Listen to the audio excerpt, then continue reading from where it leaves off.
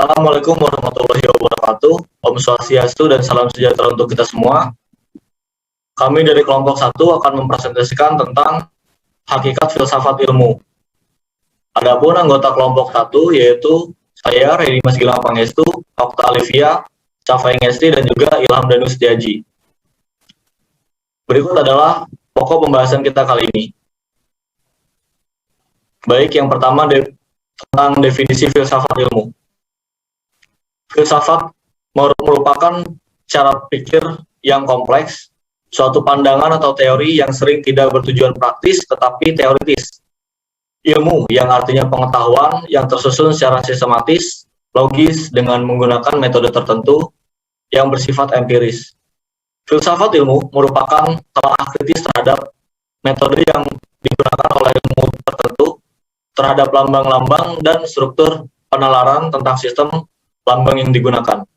Jadi, filsafat ilmu adalah segenap pemikiran yang reflektif terhadap persoalan-persoalan mengenai segala hal yang menyangkut landasan ilmu maupun hubungan ilmu dengan segala jenis dari kehidupan manusia.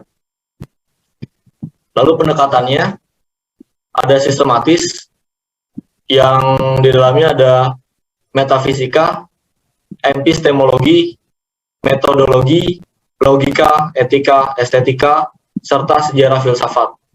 Dan ada juga Parsons. Yang pertama yaitu pendekatan review, lalu pendekatan menyampaikan dari sosok rationality, pendekatan fenomenologik, pendekatan metafisik yang bersifat intrasenden, dan juga pragmatisme.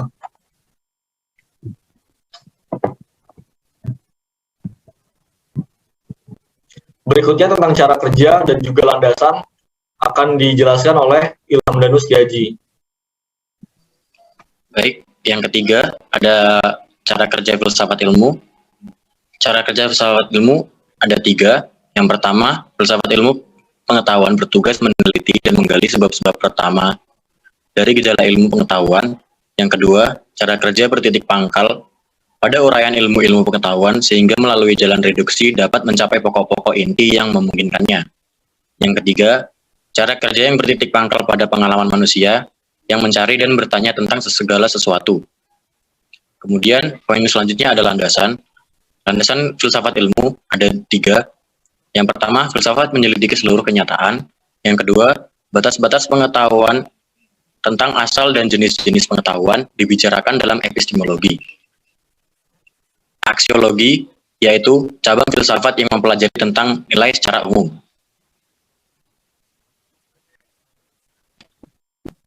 Berikutnya pada poin kelima dan juga keenam ada hakikat dan juga objek yang akan dijelaskan oleh Cafai Ngesti.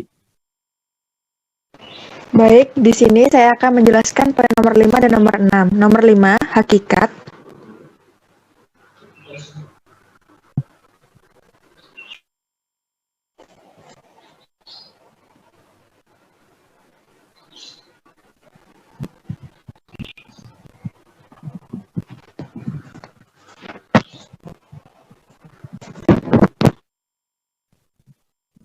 Hakikat filsafat ilmu yang pertama, 1. Karl Popper, berpikir tentang alam raya dan manusia di dalamnya, berpikir tentang kemampuan kita dalam kejahatan dan kebaikan. Yang kedua, ada Gabriel Marcel yang melihat filsafat sebagai reconnaissance yang menekankan 2 arti, yaitu penyelidikan dan sikap berterima kasih. Yang ketiga, ada Alfred North Whitehead, yaitu abstraksi dari ilmu betul-betul hanya bersifat abstraksi, melengkapi ilmu-ilmu dengan cara menurut Alfred.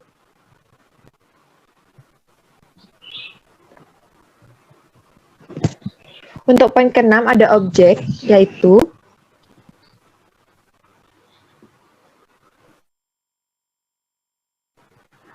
filsafat ilmu memiliki objek. Objek studi filsafat meliputi objek material maupun objek formal. Dengan begitu, hakikat filsafat ilmu mempelajari 1.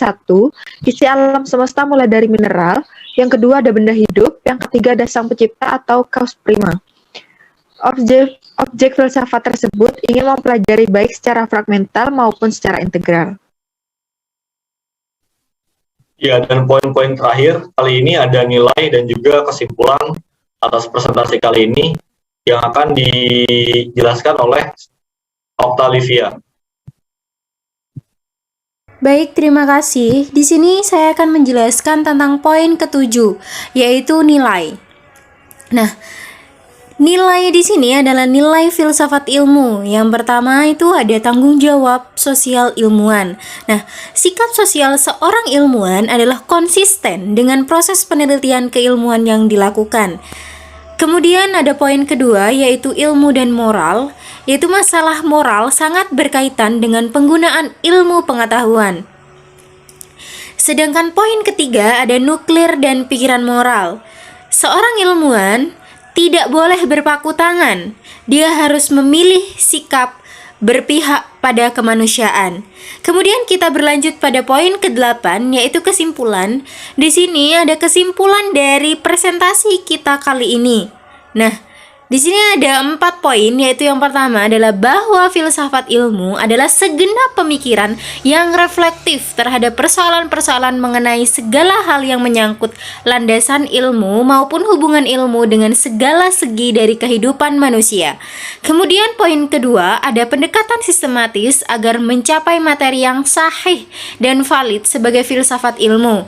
Pendekatan mutakhir atau kontemporer dan identik dengan hasil akhir yang lebih valid dan fungsional dalam pengembangan teori dalam Muhajir dalam Ismaun 2004. Poin ketiga ada filsafat itu adalah pemeriksaan dari ilmu-ilmu dan tujuan khusus dari filsafat itu adalah menyelaraskan ilmu dan melengkapinya. Dan poin terakhir adalah masalah moral berkaitan dengan metafisika keilmuan hukum, maka dalam tahap manipulasi diartikan sebagai pengkajian mengenai hakikat realitas dari objek yang ditelaah dalam membuahkan pengetahuan. Nah, aksiologi diartikan sebagai teori nilai yang berkaitan dengan kegunaan dari pengetahuan yang diperoleh. Baik. Ya, jadi sekian presentasi dari kami. Kurang lebihnya mohon maaf. Semoga apa yang kami sampaikan mudah dimengerti oleh semuanya dan bermanfaat untuk kalian semua.